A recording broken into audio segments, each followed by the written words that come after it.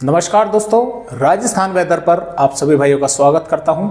मेरा नाम है अरविंद धामा।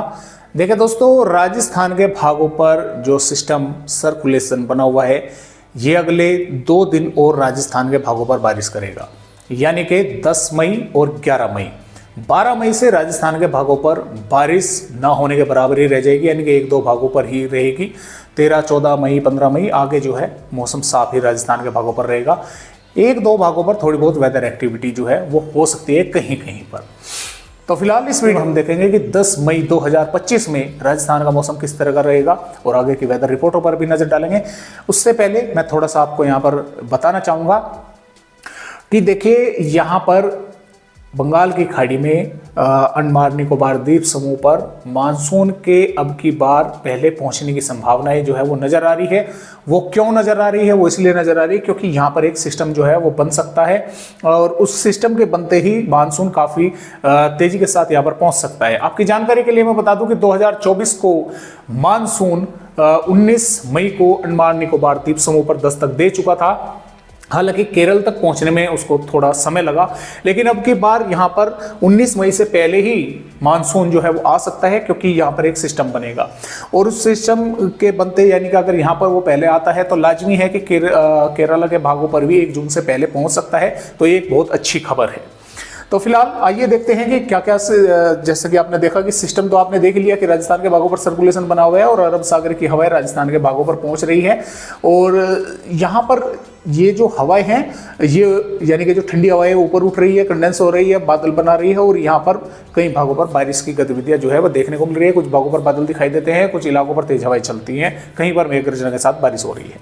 तो इस तरह से मौसम राजस्थान राज्य का यानी कि फिलहाल जो सिस्टम है उनके द्वारा नजर आ रहा है।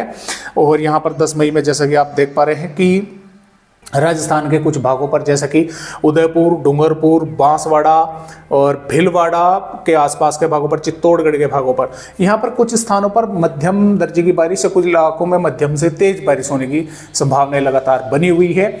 मेघ गर्जना के साथ जालोर, उदयपुर, पाली और नागौर और बूंदी टोक, कोटा, सवाई माधोपुर, जैसलमेर, जोधपुर के भागों पर भी बादल रहेंगे।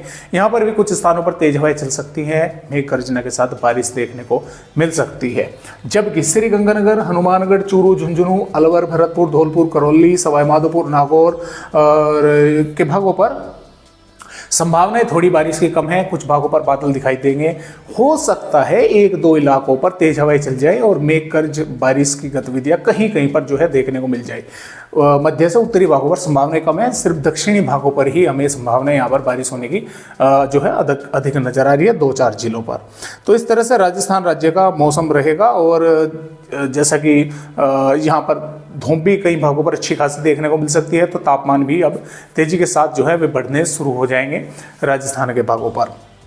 आप देखें यहाँ पर 11 मई में भी इन भागों पर बारिश की गतिविधियां रहेंगी। उदयपुर, डूंगरपुर, बांसवाड़ा, भीलवाड़ा, चित्तौड़गढ़ के आसपास के भागों पर और इससे ऊपर के भागों पर संभावनाएं कम रहेगी, तेज हवाएं चल सकती है 1-2 भागों पर। इस तरह से 11 मई का मौसम रहेगा। 12 मई में सर्कुलेशन काफी कमजोर हो जाएगा।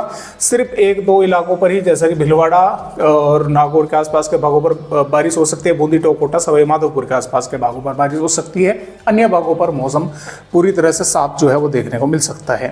और यहाँ पर जैसे कि आप देख पा रहे हैं जो ये सर्कुलेशन है, जब ये यहाँ पर 13 मई में समाप्त हो जाएगा, 12 मई हो जाएगा, तो यहाँ पर उत्तर पश्चिमी हवाएं जो है चलनी शुरू हो जाएंगी। मौसम पूरी तरह से राजस्थान का साफ हो जाएगा, जिसके कारण तापमान काफी तेजी के साथ राजस्थान राज्य के बढ़ने शुरू हो जाएंगे।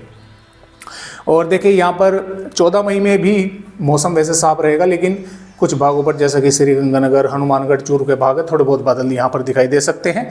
और इसी प्रकार यहाँ पर 15 मई में भी थोड़े बहुत भागों पर बादल रहेंगे। 16 मई, 17 मई, 18 मई पूरी तरह से राजस्थान राज्य का फिर मौसम साफ ही देखने को मिलेगा। तो इस तरह से राजस्थान राज्य का मौसम रहेगा। आज की वीडियो में बस इतनी ही जानकारी। राजस्थान भाइयों को एक नए अपडेट के साथ फिर मिलते हैं, तब तक के लिए सभी दोस्तों नमस्कार।